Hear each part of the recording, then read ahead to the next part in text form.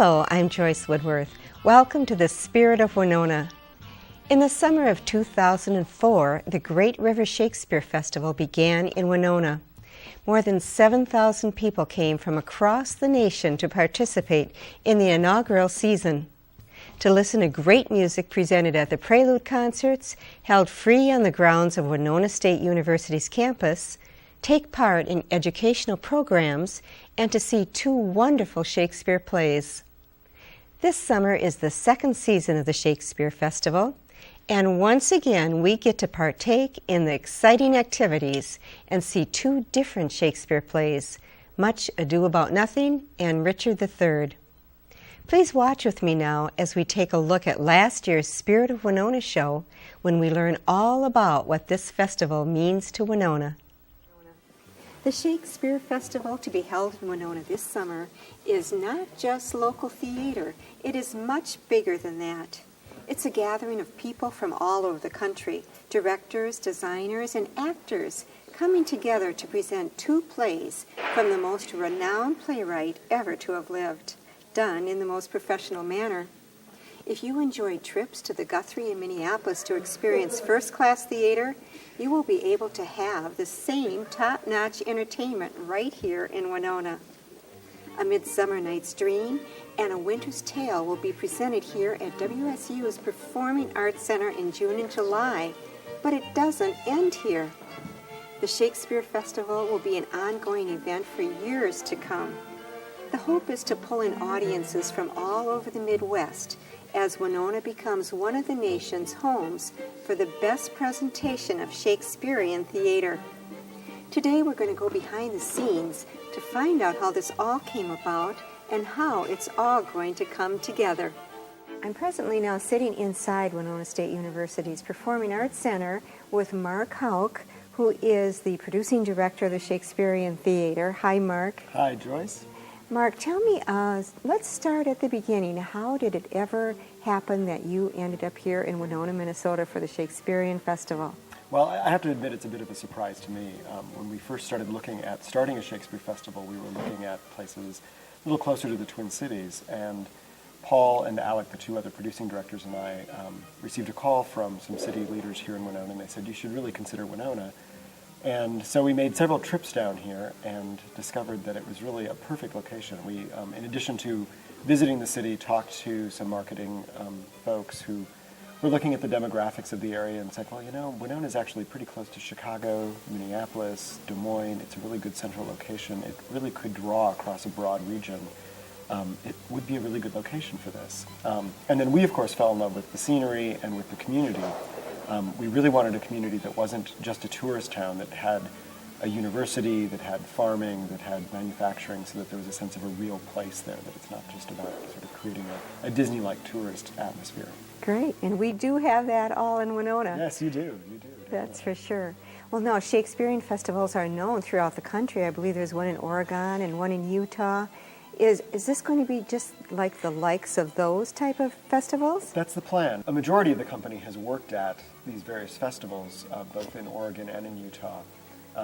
And when we were looking at the types of things that made those communities successful as festival towns, we realized that Winona had a lot of them. The proximity to some really beautiful scenery, good state or national parks nearby, some other tourism amenities, things like quiet outdoor recreation, biking, canoeing, hiking. Those are all things that people go to both Oregon and Utah to enjoy, and then they go and see the plays in the afternoons and evenings. It's really a fairly remarkable thing. If you go to Ashland in the summertime, I've been there in July when it's 110 degrees on a Tuesday morning, and there are people out walking through downtown waiting to get their tickets for that afternoon's performances.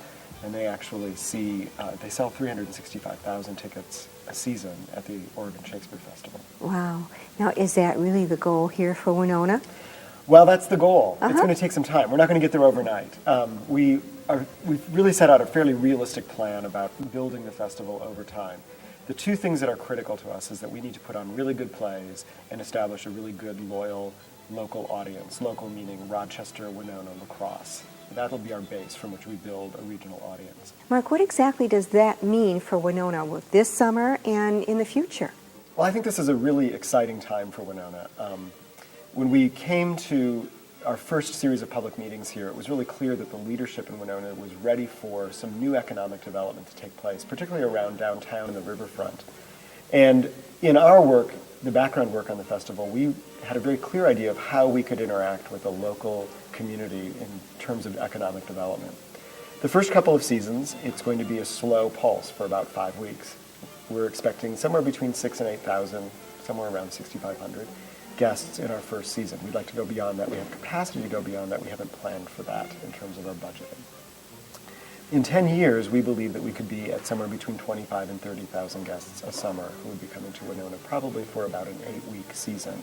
Eventually, we would like to grow to a festival season that spans somewhere between 16 and 20 weeks, which means that we'd be in production almost 30 weeks out of the year. So it would be pretty much a full-time residency in Winona. And who knows, it could grow larger than that. Mm-hmm. There are several impacts on the local economy. The most obvious is tourism.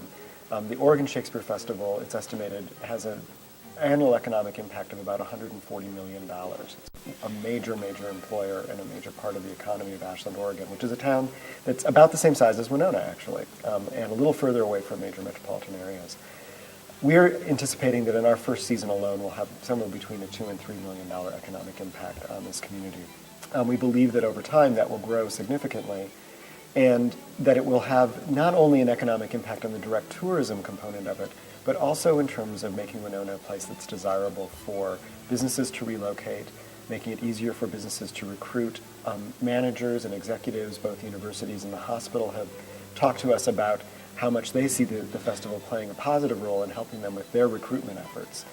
In Ashland, for example, it is often listed as one of the most desirable small cities for people to live and retire. And there are lots of small businesses that have moved there, businesses that don't necessarily have to be in a large city, high-tech businesses, because they enjoy a really great small-town lifestyle with all the amenities of a big city. The festival has also managed to attract great restaurants, galleries, several good hotels, many good hotels and bed and breakfasts. So Ashland, Oregon has become a small town that has big city amenities, and we're hoping that we'll be able to work with Winona to offer the same benefits here.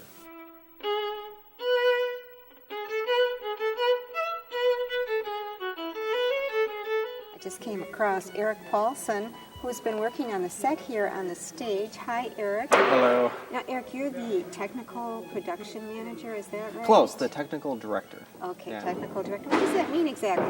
Well, I'm basically in charge of all things technical, responsible for them at least. I don't implement them all, but I oversee the lighting and the sound and all the scenery especially. So. Let's talk about this design. This is a rake, and in the olden days of theater, they actually had, when you hear the terms up and down stage, that actually meant you go up a rake, and that's where they get the term. So you move up and down, so that's up and down stage. And we're sitting here looking out at the audience, and you can see that the set is sloped down. This is sort of to bring the entire show towards the audience, and it kind of acts as a really nice way so that people can see, if you go upstage, you can see them better than if it's a flat surface. The reason we build it out of steel, we had to sort of set up our own steel shop just to do this, and custom bend all our steel pieces, because the concept of the set is progressive, and next year we're going to start with something like this and then add to it. Well, Eric, now tell me what you think of Winona. I understand that you're living over at the East Lake Apartments. Yeah, the East Lake Apartments, yep, they're housing us. It's really great, man. We have wall-to-wall carpeting over there, and it's so nice to come to sort of a summer festival like this and have really hospitable places to go home to. I was a little worried coming here because it was, where am I going to find my steel? Where am I going to find my pulleys and all the stuff that I, can find readily in Minneapolis all over town. But here, it's like, if I just go ask a couple people, there are places. You just have to look, and everyone's really friendly and has really helped me out. Oddly enough, I do some mountain bike racing, and Winona has a mountain bike race. It's my favorite race because of the bluffs, and it's just so gorgeous. You can go out any direction. In fact, you can go to Wisconsin, you can go up into the bluffs, you can go along the bluffs, and it's just great biking. So that's why I like most about it. Eric's technical crew works on the stage as well as the props. College interns from all over the country have joined the festival for a summer of work and play in the beautiful Mississippi surroundings. I am the props intern. I am helping build the props. Props includes furniture. I go to Northwestern College, which is in Orange City, Iowa, and if they let me come back here next year, I would jump at the chance. Beyond that, it's basically just learning, picking up the skills, seeing what it's like in a professional environment. As Tony builds stools in the off-stage area, downstairs in the props room, Mark is working with a set designer and intern on the fabrication of banners. So that we take the one side for when we're in your chamber. The cushion. That's the only one. And then the sheep shearing scene. You know, if there's like trim fabric from one of the costumes, that might work really well.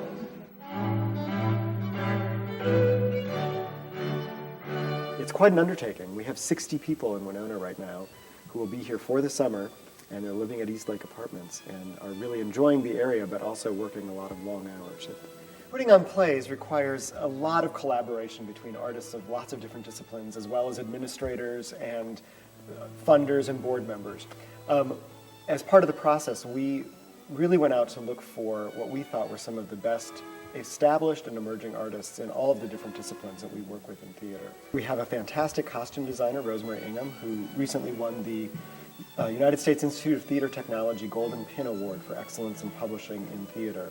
And she's heading up a costume shop that is made up of 4 professional staff people coming from as far away as Utah and New York, and then I think there are half a dozen interns in the costume shop right now, too. We're presently now in the costume design shop here at Winona State University, and we're with Rosemary Ingram, who is the costume designer for the Shakespearean Festival. Hi, Rosemary. Hi, it's great to be here. It's great to have you in my shop. Well, thanks.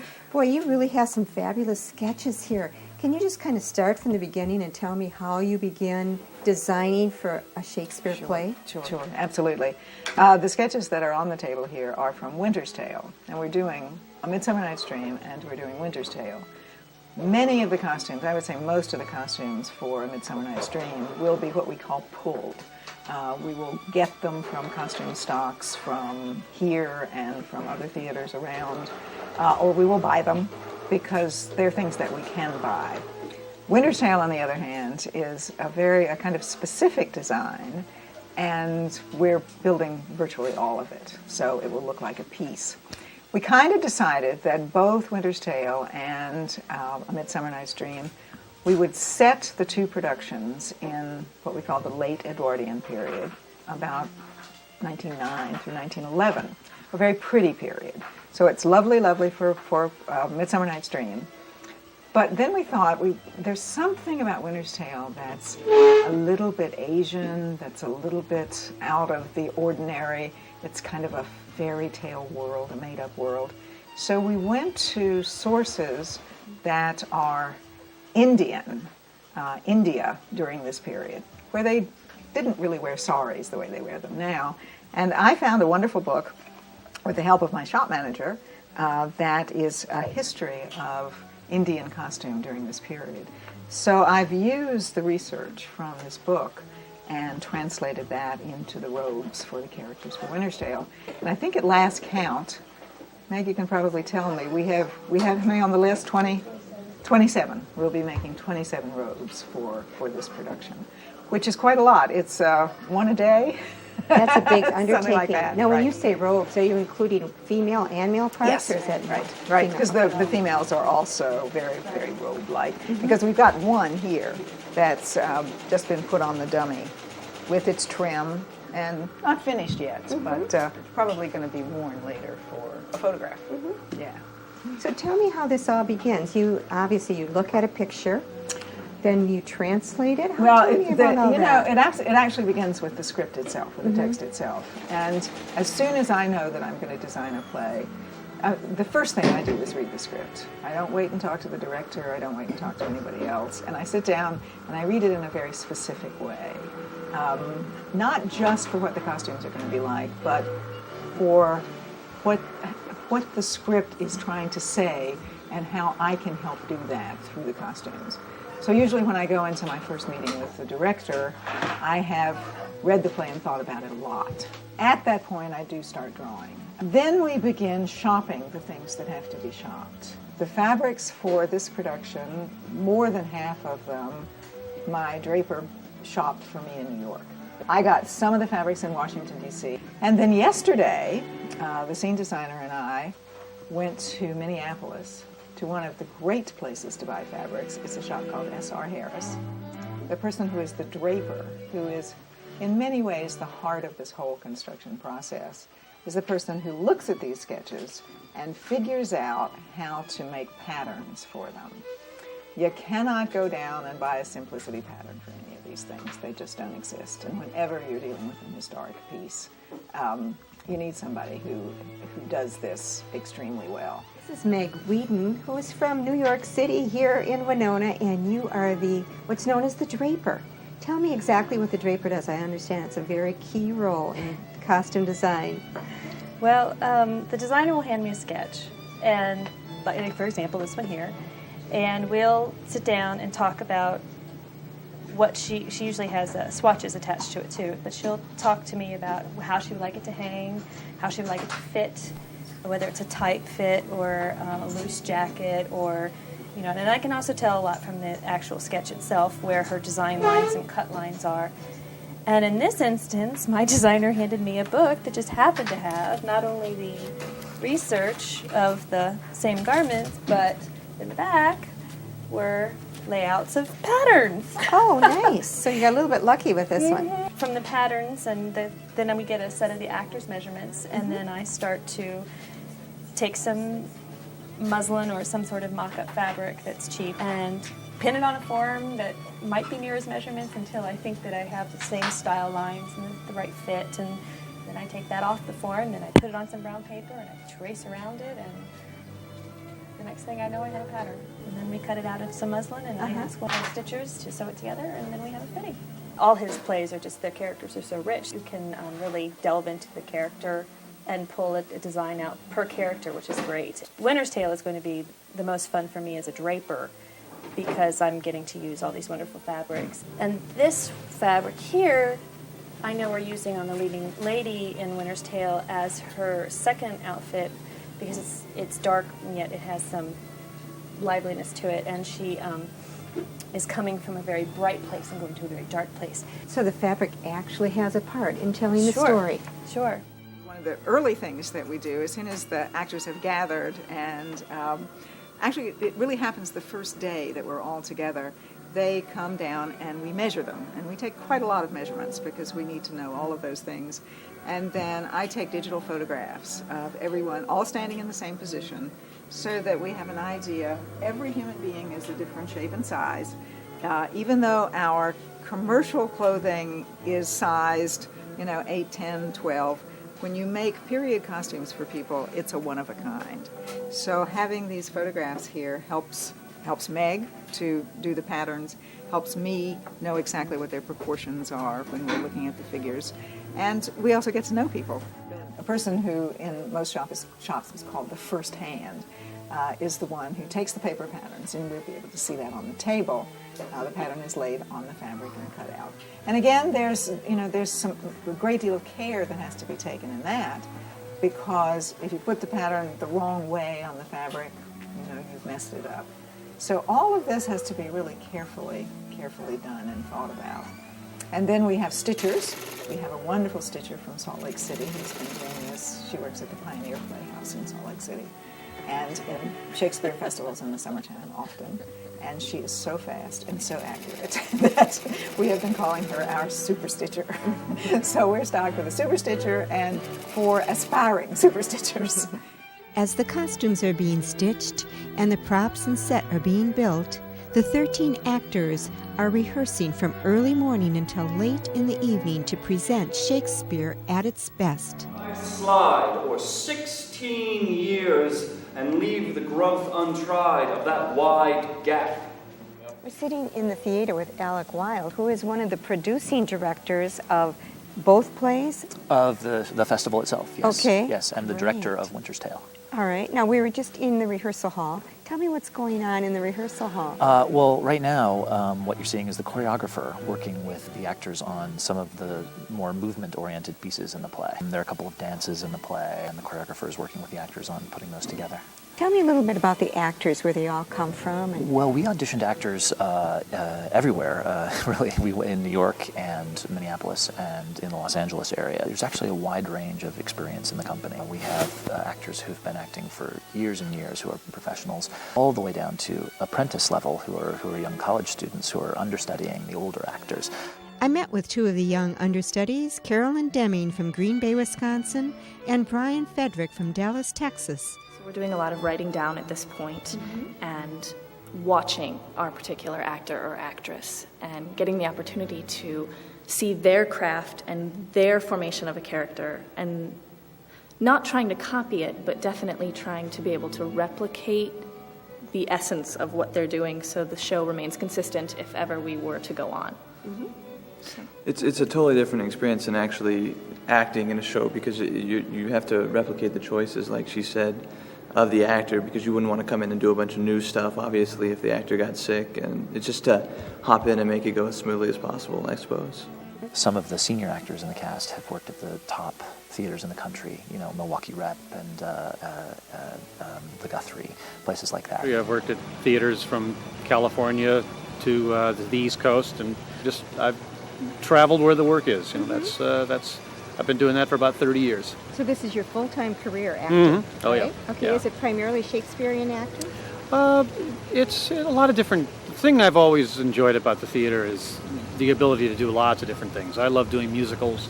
I love doing comedies. I love doing Shakespeare. I'm playing Bottom in Midsummer Night's Dream, who is, the thing that's great about him is that he is a true lover of theater, of acting, of pretending, of transforming to something else. He's a real child, and so I think there's a part of Bottom in just about every actor. To be part of a new theater, and to be starting off in such a big way as we are here, doing two pretty big shows, and with nice budgets, and we'll have good costumes and sets. It was an opportunity I couldn't miss. Excellent. Now I understand that you've been acting in New York as well. I have. I've done some work in New York. Primarily I work around the country, though. I go to different cities. I've worked in the Midwest quite a bit, in Milwaukee and Indianapolis and Louisville, Kentucky, and all around the country. I do classical theater and modern theater, but mostly stage work. Okay. Now that you're in Winona, tell me what you think of this. I mean, you've been traveling so many different beautiful places. What do you think of Winona?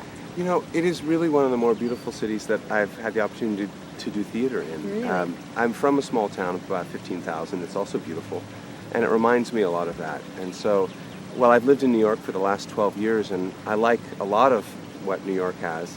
It's great to get out of the city, especially to do a couple of great plays like I get a chance to do this summer. Tell me a little bit about your parts.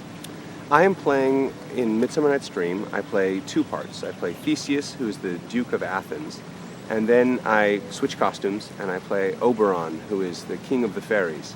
So he's a supernatural being, and he is working out his relationship with Titania, who's his Queen of the Fairies. So I grew up watching Shakespeare, and I always had a love for it. And one of the things that I like about it, as opposed to modern theater, is you have this heightened language, which demands that you almost elevate the acting style, and the stakes are very high in Shakespeare. There's no kind of coming on and talking about parking the car in the garage and going to the store. It's always very important. It's always the most important thing. And then you have this Shakespearean language, which you have to work a lot to figure out first what you're saying, and then how to say it so that you understand what I'm saying. Mm-hmm. And I think when it's done well, people really can understand it, and it is very approachable. I think that there's a misconception that Shakespeare is hard to understand, and I think it's hard to sometimes understand when you're reading it, but I think it's meant to be performed, and when you see it performed, I think when it's done well, it's really enlightening, and you go, wow, Shakespeare's a lot of fun. So hopefully our audience will have that experience. One of the things I think that keeps Shakespeare so alive for people, even 400 years later, is that Shakespeare seemed to have this insight into the human soul that is so much more profound than most writers. He really understood that human beings of all walks of life are capable of acts of incredible courage and kindness and forgiveness, and also capable of incredible acts of treachery and hatred. And it doesn't matter whether you're a king or a servant or a fool or a clown, all of us seem to have that capability. And he wrote about it with such lack of judgment. He sort of stood back and observed human experience and said, this is what we seem to do. We are capable of all of these things, and we're funny when we're doing it, and we break our hearts when we're doing it. And I think it's that insight into our lives that makes us so passionate about coming back to Shakespeare over and over again. He's the most widely produced playwright in the world. Finally, I met with Paul Barnes, the third producing director of Winona's festival. He has directed plays at many Shakespearean festivals throughout the country and worked for many years at the first Shakespeare Festival in the United States in Ashland, Oregon, which began in the 1930s. Well, we are so thrilled in Winona to be having a Shakespeare Festival developing here. Tell us what that's going to mean to us. Well, it's going to mean a lot of things. I mean, at the heart of the festival, of course, are a couple of really wonderful plays, The Winter's Tale and A Midsummer Night's Dream, as I'm sure you've been hearing about. But around the festival, I mean, festival to me means that there's going to be a lot of other kind of activity. And so we're providing some musical concerts, some performances out here on the green before our Friday and Saturday evening performances. We're also providing a whole array of guest speakers who are going to be coming to share thoughts and ideas about their work, which may not be of the theater but somehow connected to it. The festival will be, a broad menu of experience for people of all ages. Well, Paul, tell me what it's like for you coming here into the Midwest. What's it like for you in Winona? Well, it's been wonderful so far. I mean, it's great to be getting to know the town, and I've been in and out of Winona now for over a year and a half as we've been developing our plans. But now I'm here for good and really getting to know the town. And as the weather has warmed up and gotten a lot nicer, I've been able to ride my bike through town. It's a great biking town, and it's people are so friendly here and very welcoming. I've been fortunate to have a lot of directing assignments in the Midwest during the last 6 or 7 years. And it's, there's a certain sensibility and aesthetic and ethic here that I really like. That's very down to earth, very plain spoken, very welcoming, very accommodating, very sturdy. I often describe the weather in the Midwest as I've gotten to know it as kind of biblical proportions, when you get some of those great thunderstorms or certainly as tornadoes come through. But I'm really enjoying getting to know Winona and the Midwest. Mark, have you been overwhelmed? I mean, it's been such an incredible undertaking for you to bring this all to Winona. Tell me about how you're feeling about it all. Well, there are days when it feels overwhelming. I have to say that the support from the community and having a really great company behind it gives you a lot of buoyancy. I think that the most difficult thing has been just dealing with all of the behind-the-scenes pieces of operation. It's often the things like, do we have enough telephones in the office that can get you down? But at the end of the day, when I look out across the 60 people that we've gathered here, it's really an amazing experience to realize that in a few weeks they're going to be on the stage and all of this work will have paid off with a really great gift to the city. So overall, has it been fun for you? Absolutely, it's a dream. Oh, good. Well, and thank you so much for the interviews, and thank you for bringing this fabulous production to Winona. I think we're all going to enjoy it. Great, thank you very much. Okay, and thank you for joining me today. Please join me again next week. Till then, enjoy the Spirit of Winona.